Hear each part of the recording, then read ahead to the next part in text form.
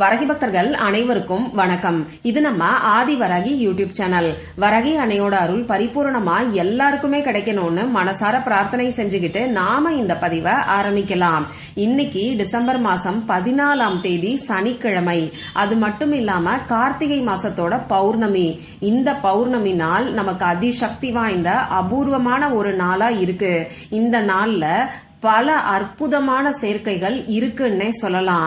அதிர்ஷ்டம் இருக்கிறவங்களால மட்டும்தான் இந்த பதிவை பார்க்க முடியும். இதுக்கான காரணத்தையும் இதே வீடியோல நான் உங்களுக்கு சொல்றேன். இந்த ஒரு வரி நிச்சயமா உங்க வாழ்க்கைய தலைகீழா மாத்தும்னே சொல்லலாம். உங்க தலையெழுத்தையே மாற்றி அமைக்கக்கூடிய ஒரு சக்தி வாய்ந்த பரிகாரத்தை தான் இப்ப நாம தெரிஞ்சுக்க போறோம். தொடர்ந்து கஷ்டத்தை அனுபவிச்சுக்கிட்டு இருக்கிறவங்க தவறாம இந்த நாளை பயன்படுத்திக்கோங்க. இந்த நாள் நமக்கு திரும்ப வர நாம இன்னும் ஒரு வருஷம் கண்டிப்பா காத்திருக்கணும். அதுலயும் இந்த நாள்ல இருக்கக்கூடிய சேர்க்கை நமக்கு அடுத்த வருஷம் என்ன பல வருடங்கள் ஆனாலும் வராதுன்னே சொல்லலாம். அந்த அளவுக்கு சக்தி வாய்ந்த நாளா இந்த நாள் அமைஞ்சிருக்கு. அப்படி என்ன ஸ்பெஷல் இந்த நாள்ல இருக்குன்னு வாங்க இப்ப நாம தெரிஞ்சுக்கலாம். இன்னைக்கு நமக்கு சனிக்கிழமை. அது மட்டும் இல்லாம கார்த்திகை மாசத்தோட பௌர்ணமி. பொதுவா பௌர்ணமி நாள்னாலே சந்திர பகவானோட வழிபாட்டுக்கு உகந்த நாள். இன்னைக்கு இந்த பௌர்ணமி சாயங்காலம் 4:17 ஆரம்பமாகி நாளைக்கு அதாவது ஞாயிற்றுக்கிழமை அன்னைக்கு மத்தியானம் 3:13 வரைக்கும் இருக்கு.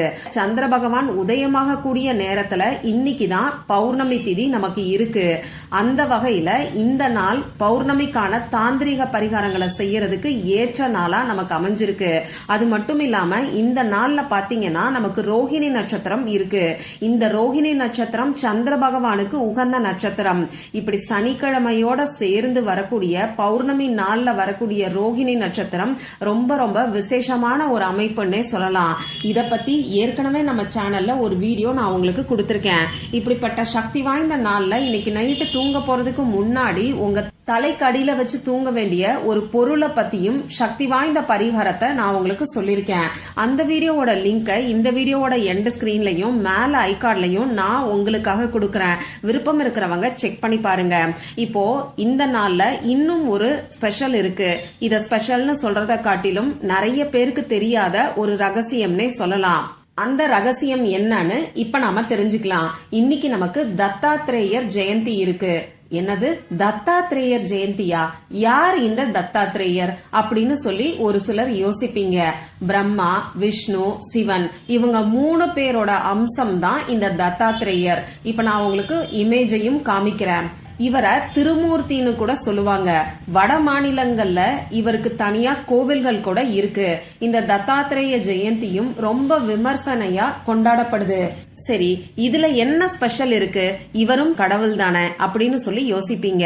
இவரு குருவுக்கெல்லாம் குருன்னு சொல்லி சொல்றாங்க. அதாவது நாம சாதாரணமா வியாழக்கிழமை நாள் குரு பகவானோட வழிபாட்டுக்கு உகந்த நாள்னு சொல்றோம். நம்ம நவகிரகங்கள்ல குரு பகவான் இருப்பாரு. அது உங்க எல்லாருக்கும் தெரியும். அவருக்கெல்லாம் குரு தான் இந்த தத்தாத்ரேயர்னு சொல்லி சொல்றாங்க. இவரை நாம இந்த தத்தாத்ரேய ஜெயந்தி அதாவது அவர் அவதரிச்ச நாள்ல வழிபாடு செய்யும் போது நமக்கு இருக்கக்கூடிய தரித்திரம் நீங்கும். நமக்கு இருக்கக்கூடிய தரித்திர நிலை நீங்கி அதிர்ஷ்ட நிலைக்கு நம்ம வாழ்க்கை மாறும். அது மட்டும் இல்லாம பித்ருதோஷம் கூட நமக்கு நீங்கும்னு சொல்றாங்க. இவரை நாம குருவா நினைச்சு வழிபாடு செய்யணும். இவர் நமக்கு ஞானத்தை அள்ளி தரக்கூடியவர். குழந்தைங்க சரியா படிக்கலன்னு சொல்றவங்க இந்த நாளை தவற விடாம தத்தாத்ரேயரை நினைச்சு இப்ப நான் சொல்ல போற வழிபாட நீங்க செஞ்சு பாருங்க. குழந்தைங்க படிக்கிறதுக்குன்னு மட்டும் இல்லாம மனக்குழப்பம் அதிகமா இருக்கிறவங்களும் இந்த நாளை தவற விடாதீங்க. இந்த தத்தாத்ரேயரை இந்த நாள்ல நாம வழிபாடு செய்யும் போது நான் முன்னாடியே சொன்ன மாதிரி நமக்கு இருக்கக்கூடிய தரித்திரம் நீங்கும், பித்ருதோஷமும் நீங்கும், அதிர்ஷ்டம் ஏற்படும். அதே மாதிரி மனக்குழப்பம் தீரும், நல்ல ஒரு ஞானமும் தெளிவும் ஏற்படும். நாம செய்கின்ற செயல்கள்ல நமக்கு வெற்றி கிடைக்கும். நம்ம வாழ்க்கையில இருக்கக்கூடிய தடைகள் எல்லாமே நீங்கி அடுத்தடுத்து நம்ம வாழ்க்கையில நல்ல விஷயங்கள் நடக்க ஆரம்பிக்கும். அதே மாதிரி இந்த தத்தாத்ரேயரை இந்த நாள்ல நாம வழிபாடு செய்யும் போது தீராத நோய்களும் தீரும்னு சொல்றாங்க. பித்ரு தோஷங்கள் மட்டும் இல்லாம நாம செஞ்ச பாவங்களையும் நீக்கக்கூடியவர் தான் இந்த தத்தாத்திரேயர். இப்படி இந்த நாள்ல தத்தாத்திரேயரை நினைச்சு நாம எளிமையான வழிபாட செஞ்சா கூட நம்ம வாழ்க்கையில அதிர்ஷ்டம் ஏற்படும். அதனாலதான் அதிர்ஷ்டம் இருந்தாதான் இது உங்க கண்ணுல படும்னு சொல்லி நான் உங்களுக்கு சொல்லியிருக்கேன். இந்த தத்தாத்திரேயர் ஜெயந்தியை பத்தி நம்ம சேனல்ல தான் நான் உங்களுக்கு சொல்றேன். இந்த மாதிரி ரகசிய வழிபாடுகளை உடனுக்குடனே நீங்க மிஸ் பண்ணாம தெரிஞ்சுக்கணும்னா நம்ம சேனலை மறக்காம சப்ஸ்கிரைப் பண்ணிட்டு பக்கத்துல இருக்கக்கூடிய பெல் ஐகானையும் பிரஸ் பண்ணிக்கோங்க. சரி, இன்னைக்கு நமக்கு தத்தாத்திரேய ஜெயந்தி இருக்குன்னு சொல்லிட்டேன். இந்த தத்தாத்திரேயர் யாரு, அவரை நாம வழிபாடு செய்யறதுனால நமக்கு கிடைக்கக்கூடிய பலன்கள் என்னங்கறதையும் நாம தெரிஞ்சுக்கிட்டோம்.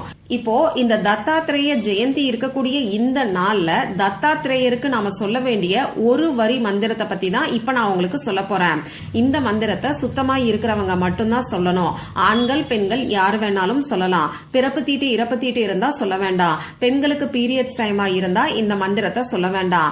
அதே மாதிரி இந்த நாள்ல அசைவம் சாப்பிட்டு இருந்தா கூட இந்த மந்திரத்தை நீங்க சொல்ல வேண்டாம். இந்த மந்திரத்தை பொறுத்தளவுக்கு நீங்க உங்க வீட்டுல பூஜை அறையில விளக்கேத்தி வச்சுட்டு சொல்லுங்க. அப்படி இல்லனா சிவன் கோவில்ல தட்சிணாமூர்த்தியோட சன்னதி இருக்கும், அந்த இடத்துல உட்கார்ந்துகிட்டு கூட நீங்க இந்த மந்திரத்தை சொல்லலாம். அதே மாதிரி பெருமாள் கோவிலுக்கு போறீங்கன்னா பெருமாள் கோவில் சன்னதியில உட்கார்ந்துகிட்டும் இந்த மந்திரத்தை நீங்க தாராளமா சொல்லலாம். முன்னாடியே சொன்ன மாதிரி இந்த தத்தாத்திரேயர் பிரம்மா, விஷ்ணு மற்றும் சிவபெருமானோட அம்சம். அதனால சிவன் கோவில்லையோ பெருமாள் கோவில்லையோ உட்கார்ந்துகிட்டு கூட இந்த மந்திரத்தை நீங்க சொல்லலாம். முக்கியமா ஒரே ஒரு வேண்டுதலுக்காக இந்த மந்திரத்தை சொல்லுங்க. இப்போ இன்னைக்கு சாயங்காலம் 5 மணில இருந்து நைட்டு 8 மணிக்குள்ள இருக்கக்கூடிய இடைப்பட்ட நேரத்துல உங்க பூஜை அறையை எப்பயும் போல ரெடி பண்ணிக்கோங்க. இப்ப நமக்கு கார்த்திகை தீபமா இருக்கறனால இன்னைக்கும் எல்லாரும் விளக்கேத்தி வச்சு வழிபாடு செய்வோம். இப்படி விளக்கேத்தி வச்சதுக்கு அப்புறமா இப்ப நான் சொல்ல போற மந்திரத்தை உங்க பூஜை அறைக்கு முன்னாடி உட்கார்ந்துகிட்டு நீங்க சொல்லுங்க. ஏதாவது ஒரு விரிப்பையோ மனை பலகையோ சேரையோ போட்டு உட்கார்ந்துக்கோங்க. உங்க குலதெய்வத்துக்கிட்டையும் திருமூர்த்தின்னு சொல்லப்படக்கூடிய தத்தாத்திரேயர் கிட்டையும் உங்களுக்கு இருக்கக்கூடிய ஒரே ஒரு முக்கியமான வேண்டுதலை மனசுருகி பிரார்த்தனை செஞ்சுக்கோங்க. இப்படி பிரார்த்தனை செஞ்சதுக்கு அப்புறமா இப்ப நான் ஸ்கிரீன்ல கொடுத்திருக்கக்கூடிய ஒரு வரி மந்திரத்தை 10 நிமிஷத்துக்கு நீங்க தொடர்ந்து சொல்லுங்க. எந்த ஒரு எண்ணிக்கை கணக்கும் வச்சுக்க வேண்டாம். அந்த மந்திரம் இப்ப உங்களுக்கு ஸ்கிரீன்ல தெரியும், நானும் சொல்லி காமிக்கிறேன். ஸ்ரீ குருதேவ் தத்தா, ஸ்ரீ குருதேவ் தத்தா, ஸ்ரீ குருதேவ் தத்தா. இந்த மந்திரத்தை 10 நிமிஷம் நிறுத்தி நிதானமா சொல்லி முடிச்சதுக்கு அப்புறமா திரும்பியும் ஒரு தடவை தத்தாத்திரேயரை நினைச்சு மனசுருகி பிரார்த்தனை செஞ்சுக்கிட்டு உங்க வழிபாட நீங்க நிறைவு செஞ்சுக்கோங்க. இப்ப ஒரு சிலர் நான் ஆபீஸ்ல இருக்கேன்கா, நான் வீட்டுக்கு போறதுக்கே 9 மணி ஆயிடும், நான் என்ன பண்ணட்டும்னு சொல்லி கேப்பீங்க. உங்களுக்கான ஒரு அற்புதமான தீர்வையும் இப்ப நான் உங்களுக்கு சொல்றேன். நீங்க சுத்தமா இருக்கீங்கன்னா ஆபீஸ்ல இருந்து, அப்படி இல்லைன்னா உங்க சொந்தக்காரங்க வீட்டுல இருந்து இப்ப நான் சொல்ற மாதிரி செய்யுங்க. ஏதாவது ஒரு பேப்பர் எடுத்துக்கோங்க. கோடு போட்ட பேப்பர், கோடு போடாத பேப்பர், எதை வேணாலும் எடுத்துக்கலாம். ப்ளூ கலர்ல இங்கு வரக்கூடிய பேனாவை பயன்படுத்தி இப்ப நான் சொன்ன மந்திரத்தை உங்களால எத்தனை முறை எழுத முடியுமோ அத்தனை முறை நீங்க எழுதுங்க. எந்த ஒரு எண்ணிக்கை கணக்கும் வச்சுக்க வேண்டாம். முதல்ல குலதெய்வத்துக்கிட்டையும் தத்தாத்திரேயர்கிட்டையும் உங்க வேண்டுதல் என்னவோ அதை சொல்லி மனசுருகி பிரார்த்தனை செஞ்சுக்கிட்டு நீங்க எடுத்து வச்சிருக்கக்கூடிய பேப்பர்ல நாம ஸ்ரீராம ஜெயம் எழுதுவோம் இல்லையா, அந்த மாதிரி ஸ்ரீ குருதேவ் தத்தா இத எழுதுங்க. நீங்க ஒரு பேப்பர் எடுத்துக்கிறீங்கன்னா அந்த ஒரு பேப்பர் ஃபுல்லா கூட எழுதலாம். உங்களுக்கு டைம் இல்லைன்னா அந்த பேப்பர்ல ஒரு பேஜ் மட்டுமாவது நீங்க எழுதுங்க. இப்படி இந்த தத்தாத்திரேயரோட மந்திரம் எழுதி வச்சிருக்கக்கூடிய பேப்பரை என்ன பண்ணணும்னு பாத்தீங்கன்னா இத பத்திரமா வச்சுக்கோங்க. நீங்க உங்க பூஜை அறையில கூட வைக்கலாம். ஆபீஸ்ல இருந்து இந்த மந்திரத்தை நீங்க எழுதியிருக்கீங்கன்னா உங்க ஹேண்ட்பேக்ல வச்சுக்கோங்க. உங்க வீட்டுக்கு வந்ததுக்கு அப்புறமா உங்க முகம் கை காலை கழுவிட்டு அந்த பேப்பரை எடுத்து உங்க பூஜை அறையில நீங்க வச்சுக்கோங்க. இந்த பேப்பரை நீங்க எதுவுமே செய்ய தேவையில்லை. இந்த பேப்பர் தானா டேமேஜ் ஆயிடுச்சுன்னா மட்டும் எரிச்சிருங்க. அப்படி இல்லைன்னா ஓடுகின்ற நீர்நிலைகள்ல இந்த பேப்பரை விட்டுருங்க. இவ்வளவுதான் இந்த வழிபாடு. எல்லாருமே இந்த நாளை தவற விடாம இப்ப நான் சொன்ன மந்திரத்தை சொல்லி பாருங்க. நிச்சயமா உங்க வாழ்க்கையில பேரதிர்ஷ்டம் ஏற்படும். உங்க வேண்டுதல் உடனடியா நிறைவேறும். இந்த பதிவுல உங்களுக்கு ஏதாவது சந்தேகம் இருந்ததுன்னா எனக்கு கமெண்ட் பாக்ஸ்ல கேளுங்க. அதை நான் உங்களுக்கு உடனே தெளிவுபடுத்துறேன்.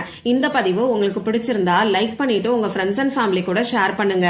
இந்த மாதிரி அந்தந்த நாளுக்கும் நேரத்துக்கும் திதிக்கும் உரிய வழிபாடுகளையும் பரிகாரங்களையும் நீங்க மிஸ் பண்ணாம தெரிஞ்சுக்கிறதுக்கு நம்ம சேனலை மறக்காம சப்ஸ்கிரைப் பண்ணிட்டு பக்கத்துல இருக்கக்கூடிய பெல் ஐகானையும் பிரஸ் பண்ணிக்கோங்க. மற்றும் ஒரு பயனுள்ள பதிவுல நாம சந்திக்கலாம். நன்றி.